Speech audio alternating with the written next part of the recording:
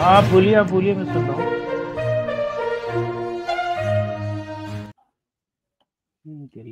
श्रीकांत जी नमस्कार, बहुत स्वागत है आपका शो में। नमस्कार, जय हिंद। जय हिंद। श्रीकांत जी, राहुल गांधी तो ऐसा लग रहा है कि बुरे फंस गए हैं संसद में। अब चूंकि प्रियंका गांधी भी पहुंच चुकी हैं और आपको तो पता ही है कि अब जब दोनों लोग बोलेंगे तो ऑब्वियसली हम आप संसद में बैठे लोग सब एक तरह से कंपैरिजन करेंगे ना, मुकाबला करेंगे। तो आगे कैसे देखते हैं?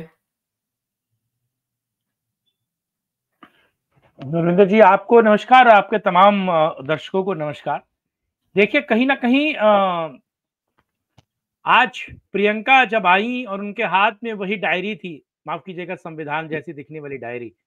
उसको डायरी कहना ठीक नहीं है क्योंकि वो संविधान जैसी दिखने वाली डायरी है और जिसे राहुल गांधी ने बाँटा था नहीं, अपने। वैसे पता भी नहीं है ना अंदर से खाली है या संविधान का कुछ उधर है भी है कि नहीं है। वो राहुल गांधी की तरह है ना, ऊपर से दिखती है लेकिन अंदर से खाली है वो। और जी। वो राहुल गांधी ने नागपुर वाले अपने प्रवास के दौरान बाँटी थी। आज एक केरला में साड़ी चलती है जिसे कहते हैं कसावू साड़ी पहन के जो है, वो आज प्रियंका गांधी संसद में आई और संसद में आकर उन्होंने हिंदी में एक तरीके से अपना ओथ का काम किया और जो एक नंबर के, अच्छा ख़ैर उनको क्या कहा जाए। लेकिन शशि थरूर ने कहा कि अब केरला की आवाज़ बहुत बेहतर तरीके से उठाई जाएगी और आज केरला जो है वो सशक्त होगा और केरला को लेकर बातचीत होगी। लेकिन मैं इसमें एक और आज मैंने तस्वीर देखी। तस्वीर क्या थी? सोनिया गांधी जब संसद से निकल रही हैं, सोनिया गांधी, उनके पीछे-पीछे रॉबर्ट वाड्रा भी जा रहे हैं। अब क्या अगला नंबर रॉबर्ट वाड्रा का है?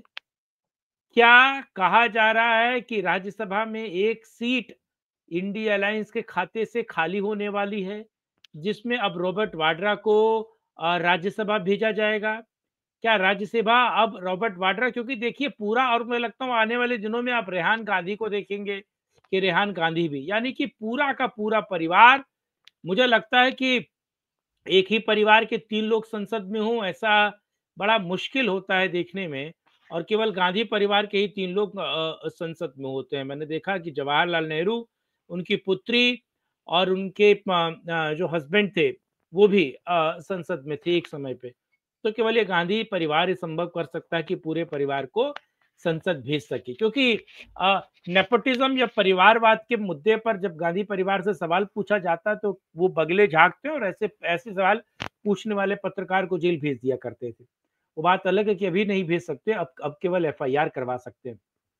सवाल ये है कि संसद में किसी मुद्दे पर राहुल गांधी से बेहतर अगर प्रियंका गांधी ने बोल दिया, अगर प्रियंका गांधी ने किसी मुद्दे पर बेहतर तरीके से, और देखिए वो वक्ता भी ठीक है, उसका कॉमन सेंस भी है, स्पॉन्टेनियस भी है, स्पॉन्टेनियस सवालों के जवाब भी देती है और स्पॉन्टेनियस चीजों को बेहतर तरीके से बताती भी है, करती भी है। जहां इस पूरे चुनाव के बीच किसी ने इंटरव्यू नहीं दिया, लोकसभा चुनाव के बीच इंदिरा ने एक छोटा, अब क्या कहते हैं, आपकी प्रियंका ने एक छोटा सा इंटरव्यू दिया और प्रियंका की साड़ी भी इंदिरा गांधी से मिलती है, उनकी नाक भी मिलती है और उनके बाल भी मिलते हैं। तो आप सोचिए कि ये उनका, उनके पास गुण यही है, पॉलिटिकल गुण यही है कि वो इंदिरा गांधी की तरह लगती है, नाक से भी भी लगती है और उनके बाल भी ऐसे। मुझे लगता है उससे बेहतर तो जयराम रमेश इंदिरा गांधी से मिलते हैं, लेकिन जयराम रमेश को तो वो सब नहीं देंगे।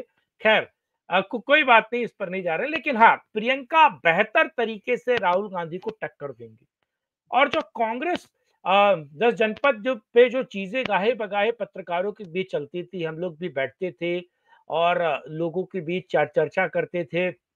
कुछ पत्रकार 10 जनपद पर बैठते थे, बातचीत करते थे और हमारे बीच इस बात को लेकर चर्चा होती थी कि यार ये व्यक्ति पार्टी को डुबा देगा, ये पार्टी को बर्बाद कर देगा।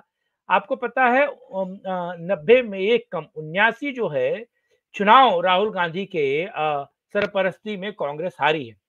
तो राहुल गांधी का अब एक तरीके से दो चार होना, राहुल गांधी के सामने अब प्रियंका है और प्रियंका सेना लगातार ये कह रही थी कि प्रियंका को आप संसद भेजिए। और आपको पता है कि फूलपुर में, प्रयागराज पे पोस्टर लगे थे, दीदी तुम संघर्ष करो हम तुम्हारे साथ हैं। जैसे ही वो वायनाड में जीती, सोशल मीडिया में प्रियंका की बाढ़ आ गई। आप हर जगह हारे। आपके 100 से ज्यादा नेताओं की जमानत जब्त हुई महाराष्ट्र में। आप इतनी बुरी तरीके से हारे, जितनी बुरी तरीके से सोचना भी मुझे लगता है कि वो मजाक का विषय है। लेकिन सारे कांग्रेसी नेता जो हैं चमचे नाच रहे हैं केवल इस बात को लेकर कि प्रियंका गांधी वायनाड से जीत गई। अरे वायनाड से नहीं जीतेंगे तो कहाँ जीतेंगे आप? वायनाड से, जहां पर वहां के खुद सीएम विजयन कहते हैं कि साहब वायनाड देखकर मुझे ये समझ नहीं आता है कि ये मिनी पाकिस्तान है कि क्या है। क्योंकि वहां पर जो ऑल इंडिया मुस्लिम लीग है, उसके जो एक ब्रांच है या फिर उसकी एक शाखा है, वो किस तरीके से प्रियंका के पूरी की पूरी रैली में कांग्रेस के झंडे नदारद थे। आप ये सोचिए, वो जो चांद सितारे वाले झंडे, हरे झंडे ही वहां पर थे। तो जी। बड़ा सवाल ये है कि प्रियंका गांधी अब संसद में राहुल गांधी को परास्त करेंगी। क्योंकि देखिए, सड़क पे राहुल गांधी को प्रियंका आईना दिखा चुकी हैं। अब यही समस्या थी कि वो संसद नहीं आए थे। वो संसद आ चुके, तो संसद में मुझे लगता है बेहतर तरीके से राहुल गांधी को वो सेट करेंगी, समझाएंगी, बुझाएंगी, और जो राहुल गांधी के साथ जो करना है वो प्रियंका करेंगी। लेकिन इसमें एक और बात महत्वपूर्ण है, क्या आप सारा का सारा फोकस प्रियंका पे जाएगा? और सारा फोकस अगर प्रियंका पे जाएगा तो सोनिया गांधी की आखिरी उम्मीद, राहुल गांधी वो कांग्रेस की भी आखिरी आखिरी उम्मीद और एक बर्डन, एक वो राहुल गांधी का क्या होगा? क्योंकि अलग-अलग चुनाव तो हारे, अगर वो पार्टी के अंदर हार जाएँगे, परिवार के अंदर हार जाएँगे, साइडलाइन कर दिए जाएँगे, तो बैंकॉक और इटली को छोड़कर उनके पास और कोई ठिकाना नहीं होगा। तो इसमें याद आता है गैंग्स ऑफ वासेपुर का एक डायलॉग कि तुमसे ना हो पाएगा। तुमसे तो ना हो पाएगा। हाँ, तो राहुल गांधी के लिए मुझे लगता है यही है कि भाई राहुल, तुमसे नहीं हो पाएगा भाई। ममता बनर्जी ने भी आज राहुल गांधी को एक तरह से कहे तो डांट दिया ना। उन्होंने कहा कि क्या अडानी अडानी का शोर मचाया हुआ है, आप जनता के मुद्दे उठाइए। तो इससे मतलब कई सारे मैसेजेस आ रहे हैं ना। एक तो ये कि इंडी ब्लॉक में ममता नहीं है, लेकिन फिर भी ममता का जो कद बहुत बड़ा है और इन्हें कोई पूछ नहीं रहा है। और अडानी के मुद्दे पे नहीं लगता आपको कि राहुल गांधी अकेले पड़ गए हैं? जबकि देखा जाए तो मुद्दा कुछ है ही नहीं। मुद्दा इन्हीं का पैदा किया हुआ है। इन्हीं की रट है, अडानी को हुँ, गिरफ्तार करो, अडानी को गिरफ्तार करो। अब आज जो हुँ। है वो भी मामला पलट गया। दिक्कत क्या है कि जो वो जॉर्ज सोरोस वाला समूह है ना, जॉर्ज सोरोस वाला जो नेक्सस है, उसमें रतन टाटा भी आते हैं, आपको पता है, ठीक है? और वो जो 300 क्लब की हम बात करते हैं, जो इंटरनेशनल एक क्लब है, ठीक है? उसमें अंबानी भी आते हैं, क्योंकि ये पुराने घाक लोग हैं। उसमें टाटा भी आते हैं, उसमें बजाज भी आते हैं, तो इनके खिलाफ कभी राहुल गांधी बोलेंगे नहीं। अब मैं सीधा सवाल पूछता हूँ, टाटा को बनाने वाले कौन थे? टाटा की सरपरस्ती और उनको बनाने वाले जो थे, वो अंग्रेज थे, सीधे तौर पर देखा जाए। उसके बाद अडानी को बनाने अंबानी को सरपरस्ती देने वाले कांग्रेस, बजाज फैमिली को बनाने वाली कांग्रेस, बिड़ला को खड़ा करने वाले नेहरू और कांग्रेस। आपको पता है हिंदुजा ग्रुप और 2-3 ग्रुप को छोड़कर कोई और देश में गाड़ी नहीं बना सकता था, फोर व्हीलर्स नहीं बना सकता था। तो उनके सर पर हाथ रखने वाले कौन? तो मोनोपोली आप किसी उद्योगपति को दे देते हैं, और वो उद्योगपति जो है सीधे तौर पर सर पर चढ़कर नाचता है। और आपको अंबानी से दिक्कत अडानी से अडानी। दिक्कत केवल इसलिए है कि अडानी किसी कोकस का समूह नहीं है। अडानी बढ़ता है तो लाखों लोगों को रोजगार देता है। अडानी बढ़ता है तो अब मुझे बताइए, क्या अडानी अपनी कंपनी का चीफ सीईओ वही है, मालिक वही है, चपरासी वही है, 1000 एम्प्लॉय भी वही है, सारे कुछ है क्या? 1 लाख से ज्यादा नौकरी देता है इस देश में वो। आपको पता है पूरे देश में जितनी नौकरियां मिलती हैं उसका केवल 1% ही सरकारी महकमे से आता है। बाकी का सारा प्राइवेट सेक्टर लोग नौकरी देते हैं, वो अंबानी भी देते हैं, वो अडानी भी देते हैं, वो टाटा देता, सब देता है ना। तो आप अगर उद्योगपतियों को चोर कहेंगे तो इसके पीछे क्या जॉर्ज सोरोस है?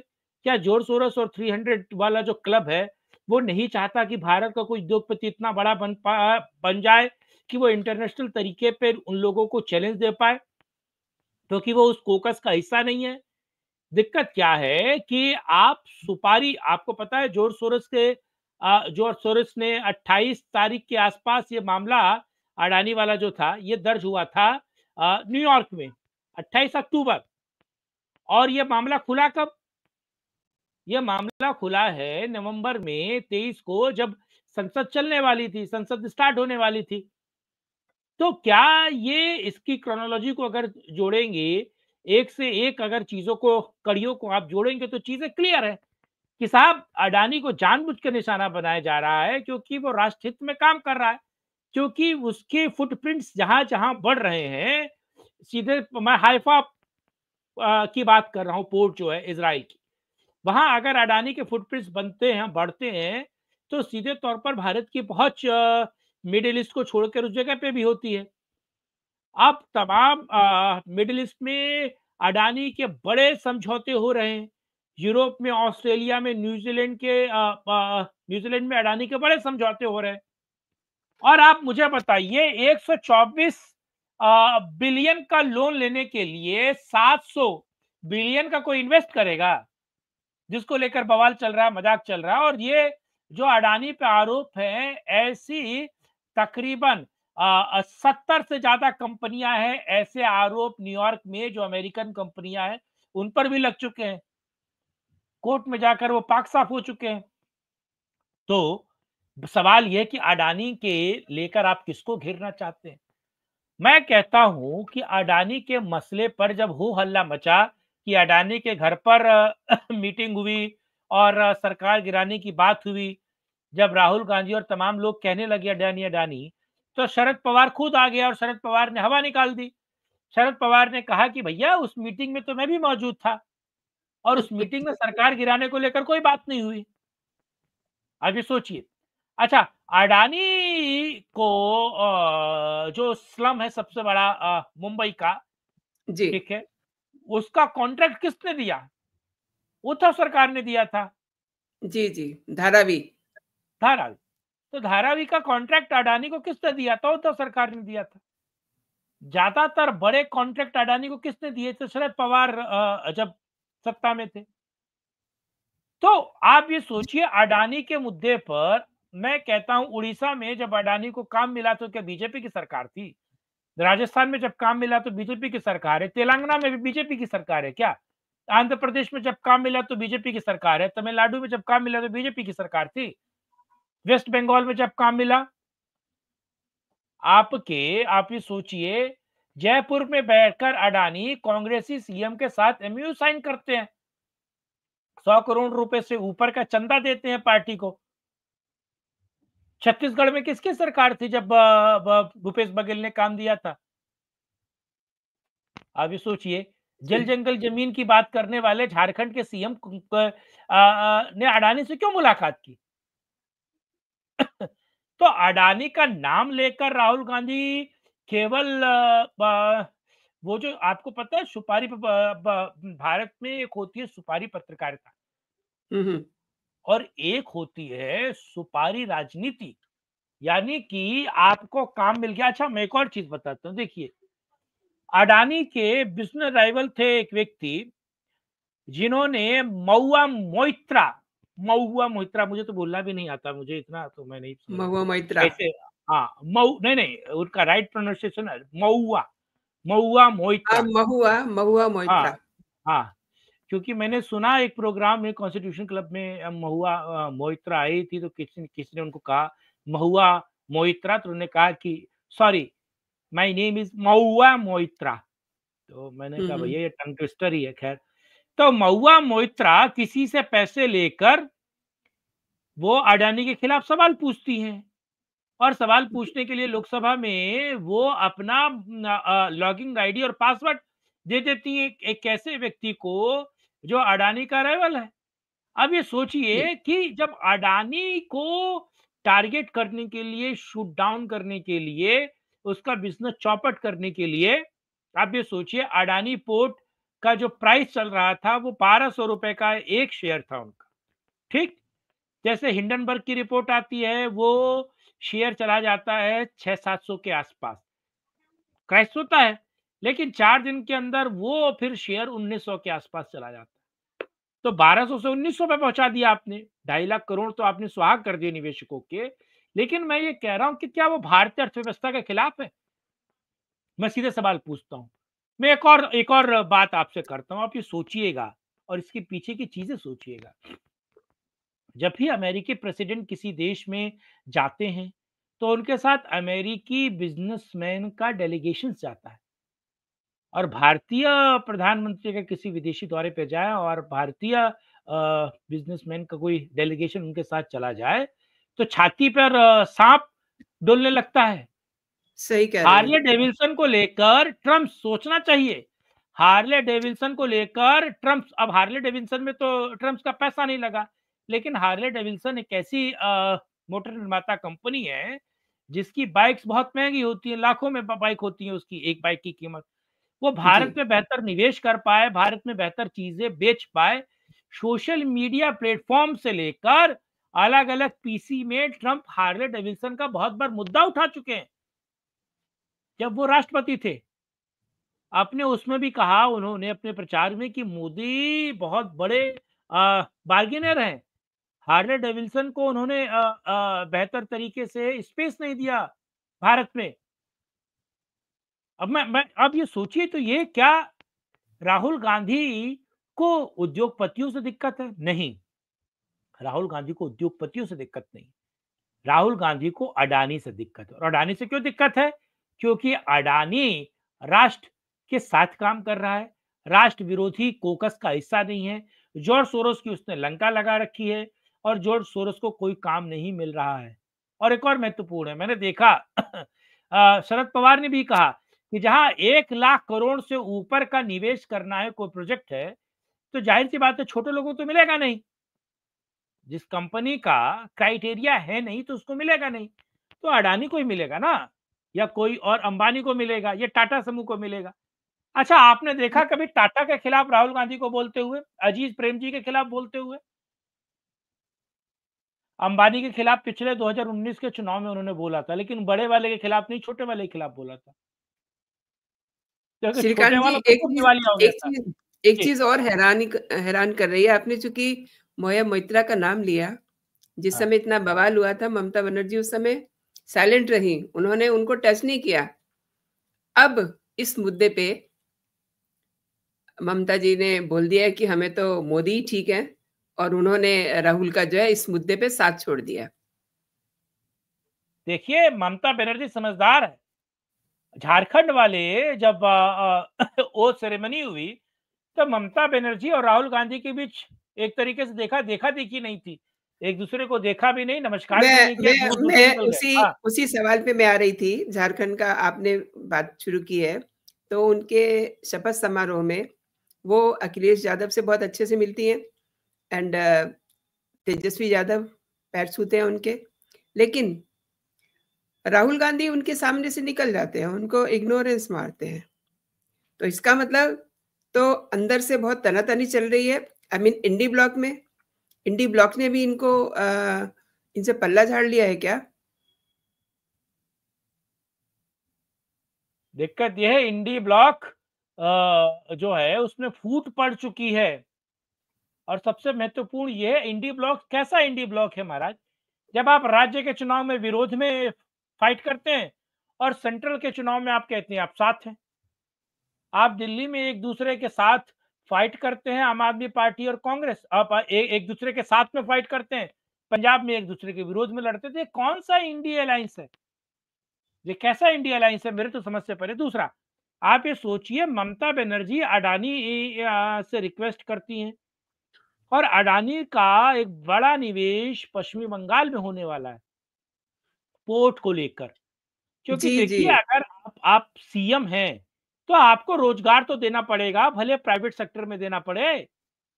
अगर आपकी अर्थव्यवस्था नहीं चलेगी, आपके यहाँ निवेश नहीं आएगा, आपके यहाँ लोगों को रोजगार नहीं मिलेगा, तो जाहिर-सी बात है, आप कितने दिन शासन करेंगे? और अडानी ऐसा तो नहीं है कि वो बंगाल की ज़मीन खरीदने जा रहे हैं। हुँ, हुँ। तो अडानी अगर वहाँ पर निवेश करेंगे, तो रोजगार मिलेगा, औद्योगिक चीज़ों में फ़ायदा मिलेगा और अडानी को लगातार आप गरियाएँगे तो कैसे चलेगा? तो अडानी के मुद्दे पर ममता बनर्जी की 2 टूक है, शरद पवार की 2 टूक है। अखिलेश यादव सत्ता में नहीं है, अखिलेश यादव होते तो उनकी भी 2 टूक होती कि भैया रोजगार तो चाहिए मुझे। आप जी। भी सोचिए। और अलग-अलग राज्यों में अच्छा, तेलंगाना में कांग्रेस की सरकार है, पूर्ण बहुमत के साथ सरकार है, फिर अडानी को काम क्यों दिया? क्यों दिया? सवाल ये है ना। यानी कि आपको कान भी छिदवाना है और गुलगुले से परहेज करना है, जी। तो कैसे चलेगा? ये कैसे चलेगा? और राहुल गांधी इस मुद्दे पर अलग-थलग हो गए। जैसे 2019 में राफेल के मुद्दे पर वो अलग-थलग हो गए थे। उन्होंने कहा था माफ़ी चौकीदार माफ़ी माँगनी पड़ गई थी बाद में तो, हाँ, मुद्दे पे। जी। हाँ, उन्होंने कहा मैं कहूँगा नहीं, लेकिन कोर्ट में तो उन्होंने माफ़ी माँगी और जैसे ही बाहर आकर बोला, फिर कोर्ट ने बोला कि फिर बुलाओ इसको। जी। आरएसएस के खिलाफ गलत बयानबाज़ी की उन्होंने, कोर्ट में जाके माफ़ी माँगा। तो ये तो अपने मुझे लगता है कभी-कभी घुंघरू सेठ की तरह हो रहे हैं। जैसे घुंघरू सेठ ने हर एक व्यक्ति से, घुंघरू सेठ का मतलब दिल्ली वाले, आई नो। हाँ, हुँ, ठीक हुँ। है। दर्शकों के लिए बता रहा हूँ। जी, तो जो जी। घुंघरू सेठ थे, तो घुंघरू सेठ ने हर एक व्यक्ति से माफ़ी माँगी। ऐसा कोई सगा नहीं जिससे घुंघरू सेठ ने माफ़ी नहीं माँगी। तो उसी के रास्ते पर अब ये आपके जो है शहंशाह, नहीं, Prince with the Shahzada silver बोलते स्पून। हैं ना, हाँ, मोदी जी इन्हें शहज़ादा बोलते हैं। हाँ, नहीं, Prince with the silver spoon, है ना? तो Prince with the silver spoon and the golden hand कहा जाता है इनको आजकल। तो सवाल तो यही है ना कि अब प्रियंका के आने से दिक्कत होगी। अडानी को इतना घेरेंगे तो बाकियों को तो चाहिए ना भाई। आपके कोकस में आकर फायदा क्या? आप मुझे बताइए। आप जी। हरियाणा हार गए, आप हरियाणा हार गए और आप हार गए साहब अपना महाराष्ट्र। झारखंड में आपकी चुनावी बिसात इसलिए जम गई क्योंकि आप जेएमएम का हिस्सा थे। इसीलिए जेएमएम के कारण आप हारे, जी जीत पाए ना। और जेएमएम नहीं होती तो क्या होती? ज़मानतें जब्त हो जाती हैं आपकी। आपके मंत्री नहीं बन रहे हैं झारखंड में। आपने जी। डिप्टी सीएम की बात कर दी। हेमंत सोरेन ने कह दिया डिप्टी सीएम वगैरह कुछ नहीं मिलेगा। आप ये सोचिए, और जेएमएम को पता होता कि ये ऐसा होने वाला है, इतना प्रचंड बहुमत मिलने वाला है, तो मुझे लगता है कि वो इतनी सीटें ही नहीं देते इनको। अगर वो जेल नहीं गया होता व्यक्ति, तो मुझे लगता है कि वो इतनी सीटें ही नहीं देता। आप समझ रहे हैं? तो ये भी एक मिसकैलकुलेशन हुई थी जेएमएम के साथ।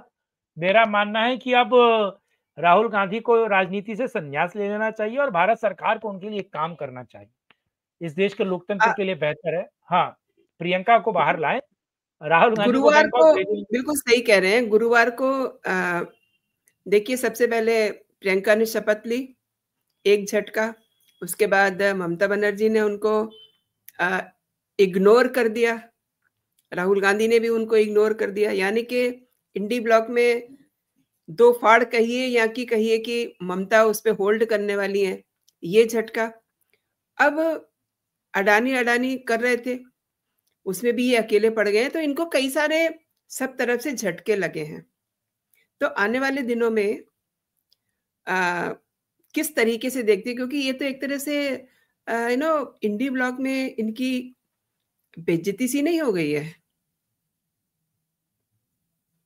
अरे बेइज्जती जब होगी जब इज्जत होगी ना महाराज, आप नहीं समझ रहे हैं। अब वो जो फर्श पे बैठा उसे गिरने का क्या वो। और आपको पता है पंजाबी में कहावत है कि तेल मलिया है लंगोट कसिया फिकर कासे की। तो वही हाल जो है वो राहुल गांधी का है। अब वो इस इतना इतना डाउन आ चुके हैं, इस मुझे लगता है कि आपको पता है कुल मिलाकर उनकी उपलब्धि क्या है कि 3 चुनाव में वो एलओओ एलओओ का एक तरीके से एलओ का वो केवल लीडर ऑफ ओपोजिशन का केवल पोस्ट ले पाए। उनकी 3 लोकसभा चुनाव में यही ख्याति है, यही उपलब्धि है जिसको वो सीना पीट-पीट कर दिखा रहे हैं। तो मेरा मानना है कि राहुल गांधी का भविष्य और अंधकारमय है, और प्रियंका अगर कुछ बेहतर खेल गई तो पार्टी की कमान देने को लेकर दिक्कत होगी। इमरान प्रतापगढ़ी जितनी बैटिंग कर रहे हैं प्रियंका गांधी के लिए, और कांग्रेस के अलग-अलग खेमा प्रियंका के लिए जिस तरीके से लगा हुआ है, G23 लगातार अब प्रियंका के लिए सिफारिशें कर रहा है, और ये बाय प्रेशर में प्रियंका गांधी को लाना पड़ रहा है। कोई चाह कर अपने नहीं घर लाया जा में रहा। भी अपने घर में भी ये मार खा रहे हैं। घर में भी और बाहर भी और पार्लियामेंट में और हर जगह। तो मुझे लगता है कि इनका आने वाला भविष्य अंधकारमय है। अब इनसे कुछ नहीं हो पाएगा। ये तो आपने वही अभी जो आप डायलॉग बोल रहे थे, दोबारा से दर्शकों को सुना दीजिए।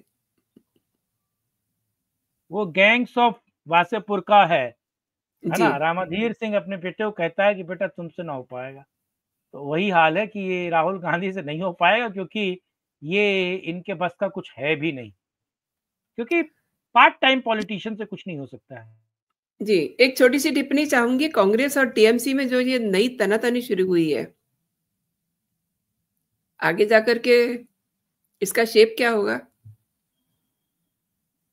देखिए, टीएमसी ने कांग्रेस के सबसे बड़े नेता जो पहले लीडर ऑफ ओपोजिशन थे, जी। उनकी राजनीति कांग्रेस ने बर्बाद कर दी। आप ये सोचिए, उनकी पूरी राजनीति कांग्रेस ने बर्बाद कर दी, और वेस्ट बंगाल में अब उनका कोई नाम लेने वाला नहीं है। कांग्रेस में भी अब उनके बारे में कोई सोचता नहीं है। मेरा मानना है कि इंडिया अलायंस में ममता बनर्जी पहले भी थी नहीं, अब भी नहीं है। लेकिन लेकिन जी।